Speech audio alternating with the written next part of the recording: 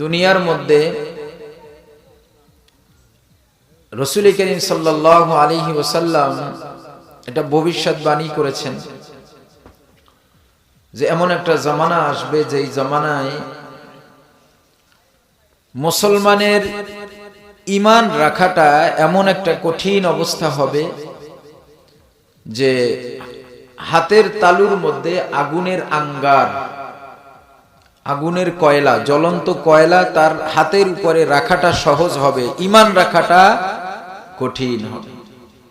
অর্থাৎ আগুনের আঙ্গারটা হাতের উপরে রাখাটা যতটা কঠিন, এর চাইতেও বেশি কঠিন হবে ঈমানটা ধরে রাখা।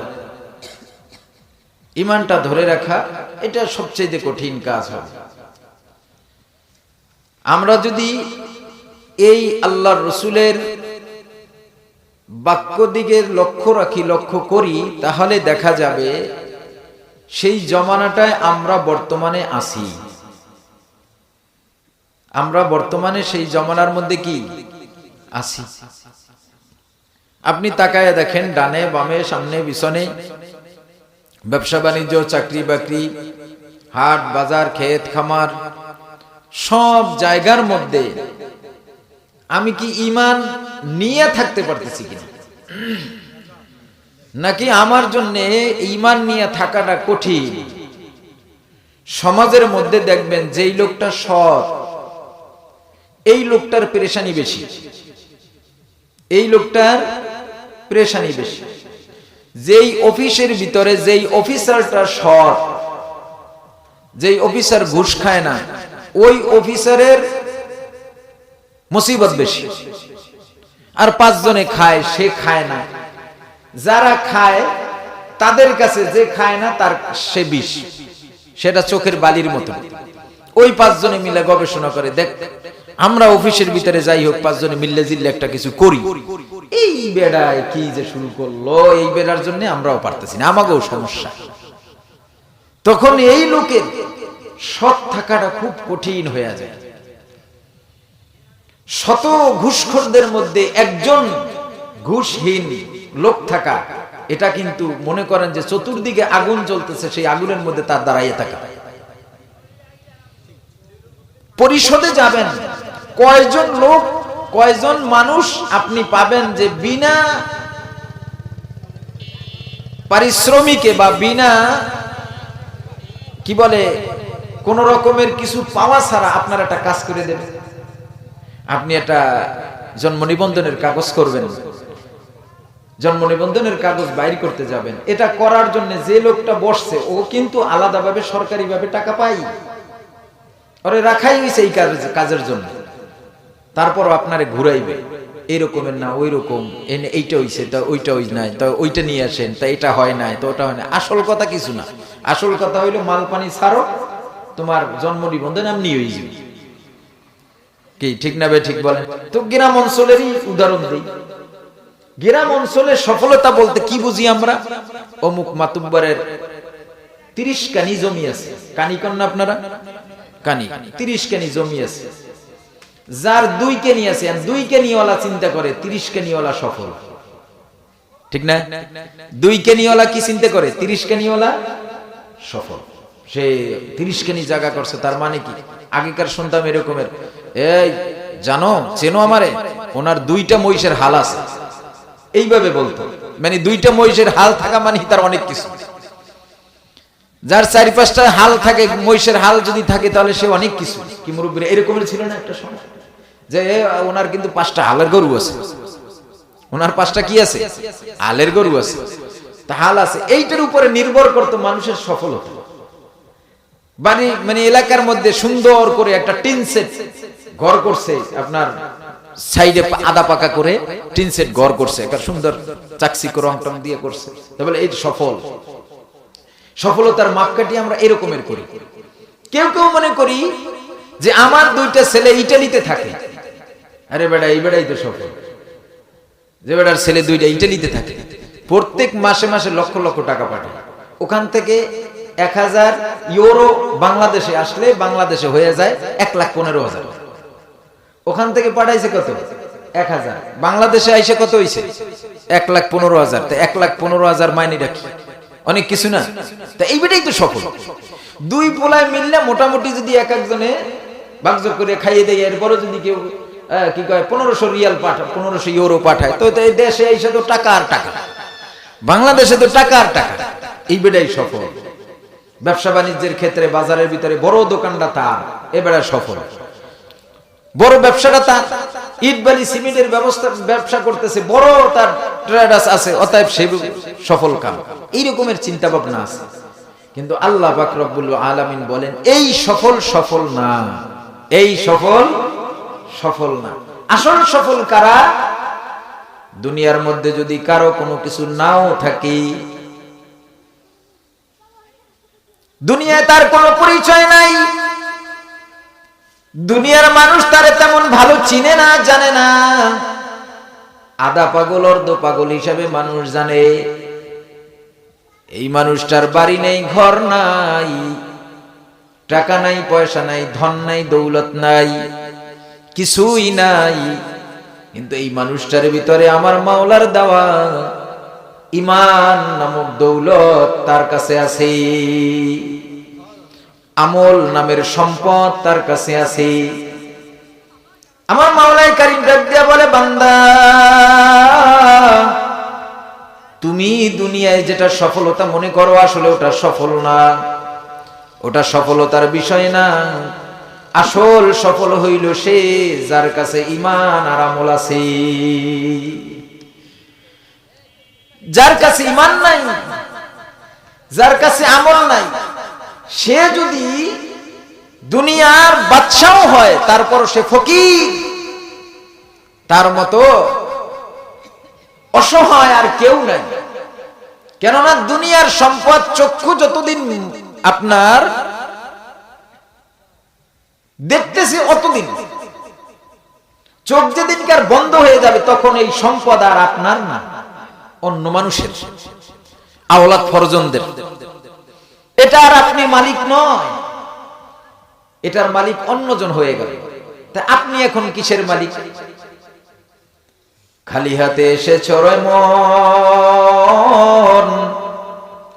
যাবে খালি হাতে,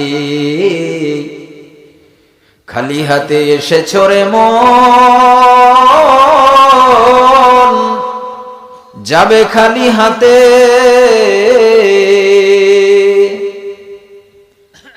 চিন্তিয়া ভাবিয়া দেখো কে কে যাবে সাথে, ভাবিয়া চিন্তিয়া দেখো রে মন কে কে যাবে সাথে। ছেলে বলো মেয়ে বলো আরো যারা আত্মীয় স্বজন, ধরিয়া ধরিয়া তোমায় পরাইবে সাদা কাপড়, ধরিয়া ধরিয়া সবাই পরাইবে তারা সাদা কাপড়। যে কাপড়ে নাই রে পকেট, যে বাড়িতে নাই রে সিন্দুক, ধন সম্পদ রবে পরে চলে যাবে বন্ধু ওই অন্ধকার ঘর। এজন্য যাওয়ার সময় একবার চিন্তা করা দরকার যে আমার চক্ষু যতক্ষণ খোলা আছে অতক্ষণ এটার মালিক আমি, যখন চক্ষু বন্ধ হয়ে যাবে তো এই মালিক আর আমি না, অন্য কেউ মালিক হয়ে যাবে, অন্য কেউ এটার মালিকানাধীন হয়ে যাবে, আমি না। আমি যাদেরকে যত বেশি প্রায়োরিটি দেই না কেন তারা আর আমার সঙ্গী হবে না। এজন্য আল্লাহ রাব্বুল আলামিন বলেন, বান্দারে ইন্নাল্লাযীনা ক্বালু রাব্বুনাল্লাহ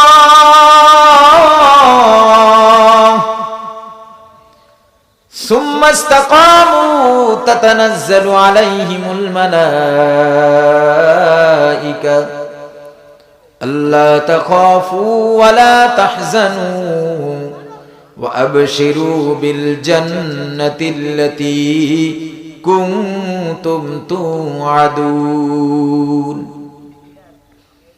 আল্লাহ তাআলা বলে, বান্দারে যারা দুনিয়ার জমিনে থাকাকালীন সময় আমাকে রব বলে মানবে, স্বীকারোক্তি দিবে, বলবে আল্লাহ আমার রব, এই কথাটা যেই ব্যক্তি দুনিয়ার জমিনে আমাকে স্বীকারোক্তি দেবে এবং এই কথার উপরে অটল অবিচল থাকবে। মুফাসসিরিনে কেরামগণ বলেন, আল্লাহ আমার রব এই কথার উপরে যে অটল অবিচল থাকবে, কিভাবে থাকবে? বলে, একটা মানুষের জিন্দেগানিতে 6টা জীবন আছে। 6 জীবনে যদি আল্লাহ রব্বুল আলামিনকে রব বলে মেনে নেয়, তাহলে আল্লাহ তাআলা বলেন ওই কথার উপরে যদি কেউ অটল অবিচল থাকতে পারে, ইস্তিকামাত থাকতে পারে, সুম্মাস্তাকামু তাতানাজ্জালু আলাইহিমুল মালাইকা,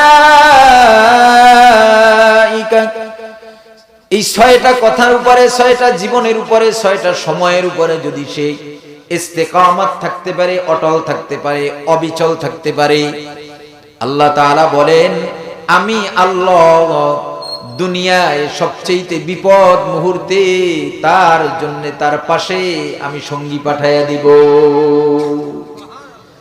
সবচেয়ে কঠিন মুহূর্তে আপনার আমার জন্য সঙ্গী পাঠাবেন। এখন আসেন আমরা এই 6টা জীবন নিয়ে সংক্ষিপ্ত আকারে কিছু আলোচনা আপনাদের সম্মুখে আমি করব, আল্লাহ যদি তৌফিক দান করেন। আমলের নিয়তে ইনশাআল্লাহ শোনার চেষ্টা করব ইনশাআল্লাহ। আমাদের এখন বর্তমান সময়ে দামি মজলিসের চাইতে আমরা নিকৃষ্টতম মজলিসের সমাগম বেশি হয়। দামি মজলিসে মানুষ বসে কম, নিকৃষ্টতম মজলিসে মানুষের বসতে দেওয়ার মতো জায়গা হয় না।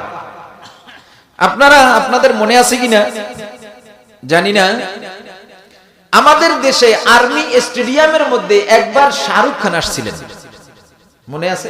এটা আরো 2-3 বছর আগে হয়েছিল। আর্মি স্টেডিয়ামের মধ্যে শাহরুখ খান সাথে ইন্ডিয়ার যত নতর্কি, এই নতর্কিরা আসছিল।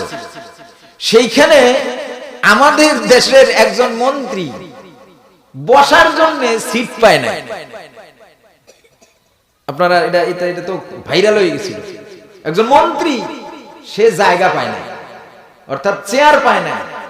শেষে ওই যে সিকিউরিটি গার্ডদের যে চেয়ার, যারা সিকিউরিটি গার্ড হিসেবে ভিতরে রয়েছে, এই একজন পুলিশ শেষে গিয়ে সেই মন্ত্রীর একটা চেয়ার দিয়েছে। মজলিসটা দামি মজলিস না? কি গান? সব বুড়ো মানুষ, আপনারা মুরব্বী, সব বাবার বয়সী আপনারা আছেন। বুড়াদের মনের কথা বুড়ারা ভালো বলতে পারে। বুড়াদের মনের কথা কারা বলতে পারে ভালো? বুড়ারাই কিন্তু ভালো বলতে পারে। যুবকরা যুবকদের মনের কথা ভালো বলতে পারে। তা আজকের আলহামদুলিল্লাহ আপনারা সব বয়োজ্যেষ্ঠ, যুবকের সংখ্যা একেবারেই কম। যুবকদের আয়োজনে মাহফিল, যুবকদের উপস্থিতিটা বেশি দরকার ছিল। যুবকদের উপস্থিতিটা কি ছিল? বেশি দরকার ছিল। যাক আলহামদুলিল্লাহ, যুবকদের আয়োজনে এই যে মজলিস হইতেছে, এটা হাসরের ময়দানে যুবকদের নাজাতের ওসিলা হয়ে যাবে ইনশাআল্লাহ। যুবকদের নাজাতের ওসিলা হয়ে যাবে। তারা চাইলে অন্য কিছু করতে পারত, কিন্তু সেটা না করে তারা একটা কোরআনের মাহফিল দিয়েছে। আলেমদেরকে একত্রিত করার চেষ্টা করছে, যাতে করে মানুষ দুনিয়া বিমুখ হইয়া দিনমুখী কেমনে হইতে পারে। বর্তমানে মানুষ আমরা যারা আছি দুনিয়া বিমুখ, কি বলে দিন বিমুখ, দিনমুখী না। অধিকাংশ মানুষ দিনের বাহিরে চলতেছে।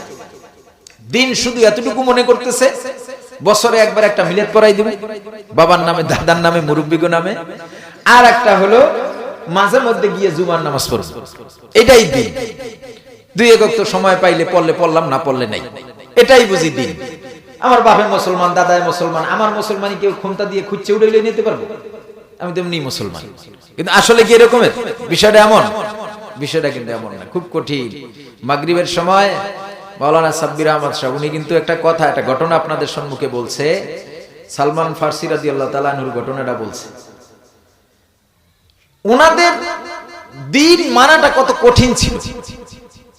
এখনকার সময়ে যারা হিন্দু থেকে মুসলমান হয় তাদের দিন মানা কত কঠিন জানেন আপনারা?